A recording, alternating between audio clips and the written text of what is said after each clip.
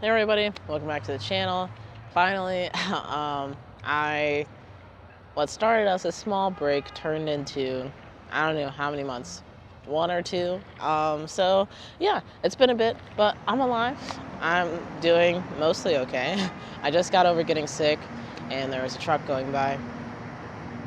Anyway, I just got over getting sick. As you can see, I'm outside, so there's a lot of different noises, but hopefully this microphone will cover some things up or at least make it easier to hear me. But yeah, I just want to get on here and talk with y'all. I've seen quite a lot of movies and TV shows within the time that we haven't talked, or even the time when I did post a couple of videos. I think it was What If. And so I just wanted to share those with y'all and just have a casual chat about them, I guess. And this is actually the second time I'm recording this because my card filled up, which was depressing. So I'm gonna be trying to go through this as quick as possible to make it less painful than it already is. But starting off with the anime movie Belle, that was produced by G Kids, I believe. I actually got a screener for this movie and was supposed to talk about it both here on the channel and with the Equalize Nation, but didn't end up happening because I didn't have my stuff together. So yeah, I know. So apologies to not making this easy for me. Apologies to G Kids for that. I did enjoy the movie though. I would say it's a modern day interpretation of Beauty and the Beast, or yeah, a modern day interpretation of Beauty and the Beast, where it's kind of, it almost feels like Belle also has two different sides to her as well. And you'll see that this one side is more grounded in reality and the other side is within the realms of the internet, where you can be whoever you want to be, and you don't have to worry about, like, I guess, in-person interactions. And so the main character kind of tries to create who she wants to be in this internet world and kind of becomes an idol actually in that world. And I think her greatest challenge, besides trying to help Beast, is to try and merge these two lives together and really be like the best person that she can be. But yeah, it was really fun. The animation was great. I thought that the split between 2D and 3D animation, with 3D being like the online stuff and 2D being like the real world in the movie, at first I was like put back by that because I'm like, huh, 3D? Like, I love the 2D though. But, and actually, it was really, I feel like a really good way to provide that split between those two worlds, and I enjoyed it. So, on to the next. Next one that I've seen, wow, it's so much louder than it was the first time I recorded this. That was a helicopter. Next thing that I watched that I really enjoyed was Komi Can't Communicate. So it's an anime that came out last year, I want to say, in 2021. And I was actually watching, I believe it was Trash Taste, and Giga actually mentioned this, and it seemed like he might not have liked it. I don't know if I got his interpretation wrong. So I was kind of like, not really had the urge to watch it. But I had some spare time and I saw the little heading for it on Netflix, so I was like, I'll give it a shot. And I actually really enjoyed it. It's a comedy with like a little bit of romance in it. And I don't know. So it's about this girl named Komi who has sociophobia, I believe is how you say it. And it's basically the fear of communicating with people. So Komi often communicates through just whispering, like one, not even a word, but sometimes just a syllable, and mainly just writing down things on a notepad and then showing it to people. But as she gets more comfortable with different characters in the show, she starts to say little things to them, or she's able to talk to them a little bit on the phone. Yet another go-kart goes by. Yeah, and it's just a really fun anime. And it's cool to see Komi try and overcome something that I feel like a lot of people have to varying degrees. Yeah, I recommend it. And also, this is kind of like a fitting time to talk about it because Netflix just announced that season 2 is going to be coming out in April, late April, I believe. So we'll probably be talking about Komi again in the near future. Next one is Kuroko Basketball. I actually, I wanted to give this a shot because I follow Zeno Robinson on Twitter. I actually really like him as a person and as an actor. So I'm like, you know what, he recommended this one, so I'll check it out. I believe he had a role in it. I don't know if he's a recurring character, but he had a role in it in some of the later seasons. And at first I was like, I don't know about this. Like Haikyuu's better.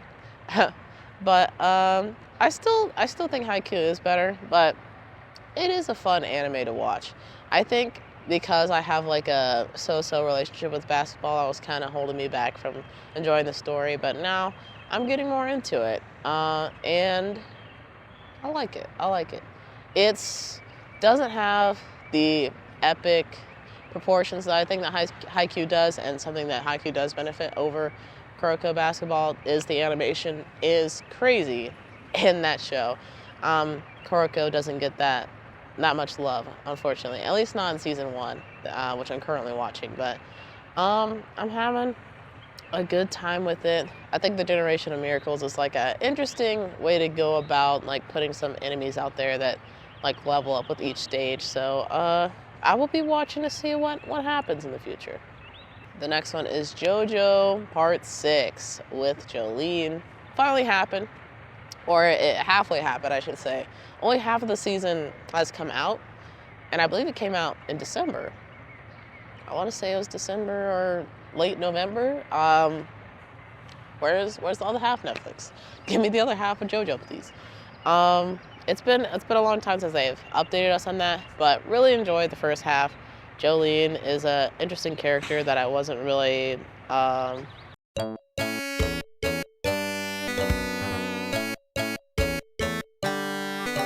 Jolene's a really interesting character. She kind of shocks me at times with some of the things that she does. It's just random. But we actually also I got a surprising amount of Jotaro since I haven't read the manga. So I was very pleasantly surprised to see that Jotaro was heavily involved in this season. At least the beginning. So I'm looking forward to what they're gonna do with Jotaro, and setting your anime in a prison. Only Araki Sensei. that's wild, limiting, but also freeing at the same time. But yeah, on to the next. Let's hope there's no photo bombers. Super Crooks was another anime I got to see that was actually really good. I enjoyed it. I had a lot of fun with it. It's actually based off of the lore from Jupiter's Legacy, and I did not watch Jupiter's Legacy. I thought it looked dumb, and I'm glad I watched Super Crooks instead of that, because the Super Crooks, there's a lot of like dumb things done, but it's not a dumb show. It's just the characters a little wacky and just don't think things through all the way.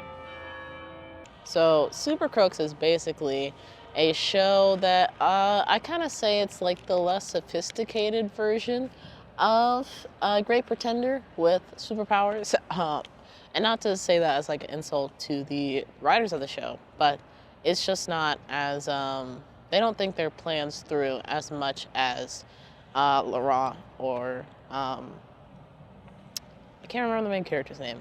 I just remember Laurent. Laurent and Abby. and Great Pretender. But yeah, they don't think it's through as much as Laurent does.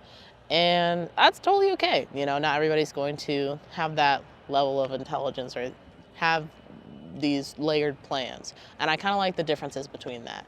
But yeah, Super Crooks, it's about heisting and trying to get the most money. And it's actually not about the superheroes, but the supervillains, which is also another interesting twist that we don't often get to see.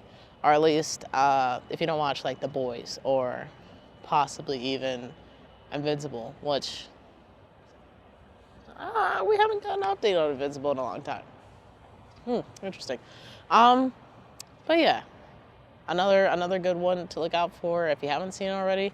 I would recommend watching it. I actually didn't see this one get nominated for a whole lot of awards in the Crunchyroll Awards, or talked about that much at all, which is kind of sad because I felt like it had a good showing. Like it should have at least gotten mentioned for something. But yeah, go check it out. Next one, which I saw a long time ago, so I don't have too much to say, but March Comes Like a Lion was also a really cool anime for me. It's a slice of life with like a mix of I don't know, what's the word? Adult, like becoming an adult themes, I guess. Not the best way to articulate that, but yeah, the main character, he is a chess prodigy, but he doesn't really believe it himself, and so a lot of times in the season, or not a lot of times, but when his performance doesn't mean a whole lot in the scheme of like this chess league, he underperforms quite a bit. And so him trying to really like gain that confidence and be like, you know what, I am a chess prodigy and I can do these things. I thought that was a cool journey. And I also like the neighbors that he's surrounded with. They're really good people. And they help him get through some childhood trauma that he's had and just become a good person and a good chess player. So recommend that one. I think that one is pretty old though, so y'all have probably seen it if you're into slice of life anime. If you haven't and you're looking for one, that's a perfect one to go for in my opinion. Next one I saw was Megalobox Nomads and Megalobox Season 2, and that was the best season of Megalobox that we have seen thus far. I don't think there will be another arc, but I also didn't think we were going to get any more after Megalobox Season 1, so who knows. Or there actually could be. There could be more to come. But yeah, I really enjoyed the story. I was kind of intrigued that it had more of a kind of like Spanish facing theme, which it makes more sense once you get into the anime, especially with all of the graphics and the different designs and stuff that the cover art has, that the end credit scene has. The opening, not so much, but yeah, I really liked it. So what starts out in the beginning is Joe is kind of washed up after being the champion. I feel like he didn't know like where to go next, or like, because he's already achieved the highest thing. He peaked, you know, so he starts to go on a decline, and it goes pretty far, and he develops a drug addiction and also has some suicidal thoughts. And so he meets a man named Chief that kind of pulls him out of his rut. And Chief is also a boxer, so they have that kind of connection and are just able to manifest like a really interesting relationship.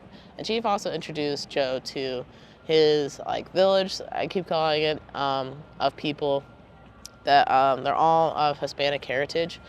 And it's interesting because the village is kind of like those people aren't accepted on the outskirts of town, and there's kind of like some political undertones as far as like not accepting a group of people because of who they are, like what their heritage is. So if you're okay with that or those kind of themes, then I would recommend it. If not, then I don't know. I would push you to watch it because I think it's a really good watch, and that's only just like the first arc of the season. I was like kind of surprised when that arc ended because I was like, I could have just ended with that and I would have been completely happy, but there are 2 different arcs. So if you're not so much looking to like delve into a little bit of some politics, then the second arc might be more for you. So I encourage you to stick with it. But in any case, politics aside, they just told a really beautiful story. And more people need to talk about it, honestly. That was another one that didn't get talked about much at the AMA Awards. I think it was nominated for a few things, but I don't think it won as much as it probably should have. But that's with a lot of shows. And then we gotta talk about Attack on Titan and Demon Slayer Season 2. Or Attack on Titan final season and Demon Slayer Season 2. So Attack on Titan, the final season, I can't conclude my thoughts on the whole show yet. And honestly, I feel like I need to watch it again because I'm just kind of lost a little bit watching the story, but only because it's been such a long time since Attack on Titan's been on. So the lore is slipping my mind a bit, but I'm still like really enjoying what the season is providing. But Demon Slayer season 2, I watched the season 1 of Demon Slayer, I think twice, or maybe like 1.5 times. I didn't make it all the way through my second run, just so I could get ready for Mugen Train. Watched that, enjoyed that. I think it was overhyped, but it's still a good movie. And then watched Demon Slayer season 2. Demon Slayer season 2 starts off with the Mugen Train arc, which I feel like they didn't necessarily need to do, but I was glad to get some contextualization from Rengoku. And then we get the entertainment arc, which is some of the best animation that I think I've seen in a year, like including like these 3 months of this year and like last year. Really, really amazing animation. I'm almost low-key worried for the animators that did this, because they were just consistently pushing the bar towards the end of season 2. I'm like, how are they doing this? What kind of budget do they have? Are they feeding these people? Are these people able to go home? So I hope that is the case. Really, really good. Man, Demon Slayer's just been running on a high, especially with the game that came out last year, which it was doing. It was doing some things. I don't know. It hasn't reached that Naruto Ninja Storm kind of hype, but I don't know if anything will, you know?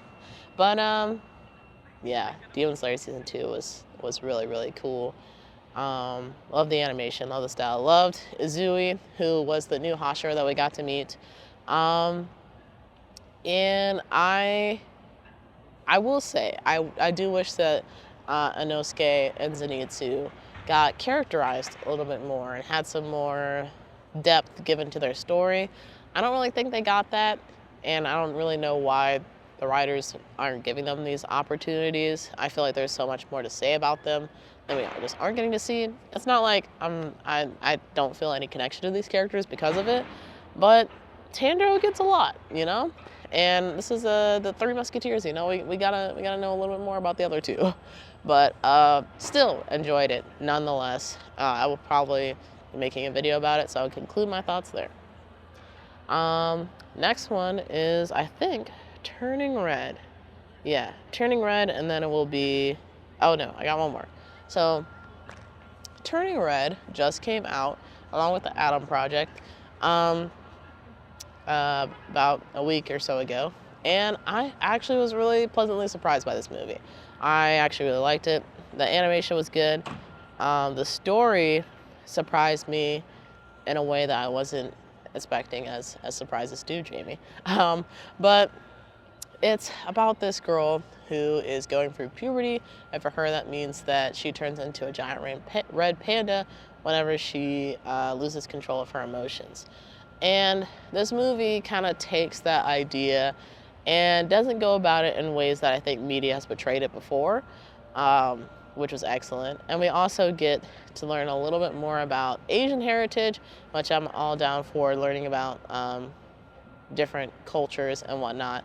And so I would highly recommend this movie. I feel like it's gotten a bit of controversy, which a lot of projects that focus on women tend to do, and a lot of projects that focus on people of color tend to do. But I believe my audience would be pretty open to that. So if that is something that y'all are interested in, I definitely recommend that you guys go check it out.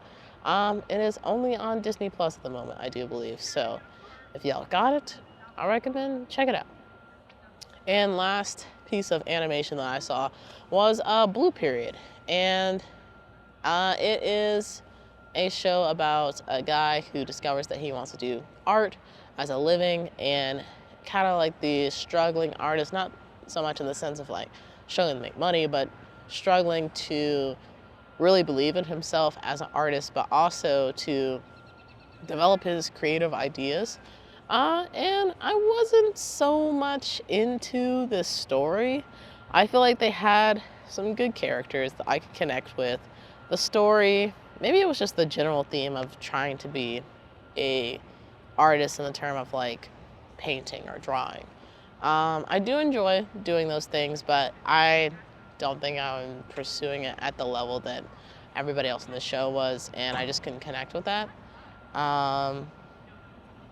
That might have been why I was like not so much into it. I pretty much just finished season 1 as this truck. I don't know what's gonna do, but I pretty much finished season 1 just because I had got so far, and I'm like, yeah, let me just finish it up.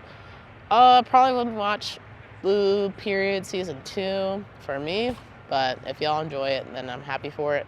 And I will say that it's touching on a subject that not a lot of animes that I've seen have touched, which is just like the struggles of being an artist. So you know what? I hope it continues for those who have been enjoying it so far. All right, into some live action now. Big show for last year was the Book of Boba Fett, and I enjoyed it. I did not enjoy it as much as The Mandalorian, and funny enough, the episodes where The Mandalorian was featured, or where The Mandalorian was featured, were my favorite episodes, except for the finale. The finale, I feel like they did really well, and that's unfortunate. I kind of wanted to know more about Boba Fett, and there might not have been that much more to share, but I don't know. I wanted Boba Fett to have his own story. So the Mandalorian is kind of a conflicting character for me at this point. I'm like, first you can't even like be really present in season 2, and now you're just stealing the spotlight from somebody else's show. I'm like, he's a problem. He's a problem. But I podcasted about the Book of Boba Fett on the Geek Vice Nation channel, and I honestly, I don't think I'm gonna be making a video about it just because I wasn't too jazzed about it. Who knows? Maybe in the future I'll do season 2. But if you want to see my opinions or hear my opinions about that series, then you can check it out in the iCard at the top of the screen for the Geek Vice Nation channel. But yeah, it was a good show. I kind of wish there was more of Boba Fett in it. I was really happy to see Mando, and he was actually doing like stuff that was way cooler than what he was doing in season 2 up until the end, which another crazy thing. And Book of Boba Fett kind of seemed like it was more connecting the Star Wars universe and really focusing on Boba Fett, so I feel like they might have mislabeled the show there. But I'm very curious to see like what they're going to do in season 2 and how characters are going to kind of come together. It seems like the cameo kind of show where just you're pulling people from all different series, but yeah, we'll see. Next one was the Adam Project, and I don't have too much to say about this one because I thought it was just okay. You know, you win some, you lose some, and this time I don't think Ryan Reynolds won too much with this one, but that's okay. You're not gonna hit them all out of the bat or off baseball. But yeah, it was good, but it wasn't. Like, I don't think it was a waste of time. I'm not gonna watch it again. And I probably wouldn't recommend it to people. So, I don't know. The story wasn't too compelling. It kind of felt like I had seen it before, which is basically about this kid who he meets his future self, and they got, I don't know, but kind of Terminator-esque now that I think about it. Kind of Terminator-esque, but not as cool. But if you enjoy Ryan Reynolds, you'll probably enjoy this movie. And yeah, there's not really much else to say about the Adam Project for me, unfortunately. What's the next one? The next one is, okay. So the next one I'm gonna highlight is F1 Racing. Thank you. The next one I'm gonna highlight is F1 Racing, which is a Netflix documentary about the F1 racing program. And you know, I know some people are probably like, Nani, the heck were you doing watching that?